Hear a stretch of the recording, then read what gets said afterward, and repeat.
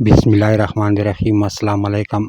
ایک ہلکی داڑھی والا شخص حضرت عمر بن خطاب رضی اللہ عنہ اور حضرت علی رضی اللہ عنہ کے پاس بیٹھا تھا۔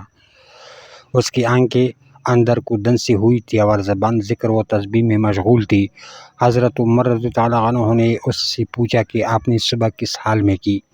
اس آدمی نے عجیب انداز سے جواب دیا کہ میں نے اس حال میں صبح کی کہ فتنہ کو پسند کرتا ہوں اور حق بات سے کراہت کرتا ہوں اور بغیر وضو کی نماز پڑھتا ہوں، اور میرے لیے زمین پر وہ چیز ہے جو آسمان پر اللہ کے لیے نہیں ہے۔ یہ سن کر حضرت عمر رضی اللہ عنہ ہوش میں آ گئی اور اللہ کے دین کی خاطر انتقام لینے پر آمادہ ہو گئی اور اس آدمی کو پکڑ کر سخت سزا دینے لگے۔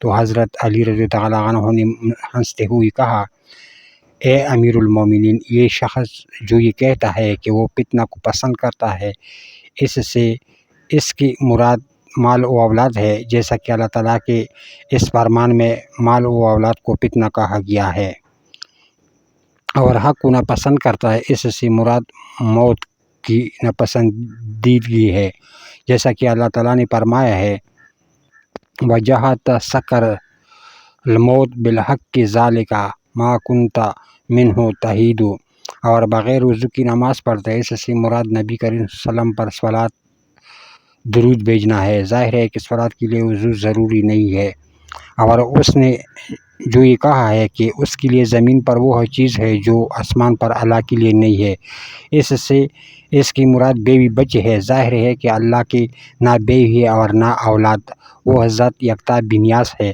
نہ اس کی اولاد ہے اور نہ وہ کسی کی اولاد ہے، اور اس کا کوئی ہمسر نہیں۔ حضرت عمر بن خطاب رضی اللہ عنہ کا چہرہ خوشی سے دمک اٹھا اور ہونٹوں پر مسکراہٹ پھیل گئی، اور خوشی سے جھومتے ہوئی فرمایا، وہ جگہ بری ہے جہاں ابو الحسن نہ ہو، یعنی علی بن ابی طالب رضی اللہ عنہ، جن کی پیار محبت ادب کی مثالی تاریخ ڈھونڈتی پر اس کو ملتی نہیں، پر آج ان کے ناموں پر امت کو لڑوایا جا رہا ہے۔ آخر کیوں؟ ذرا یا پورا سوچئے۔ ایک نکتہ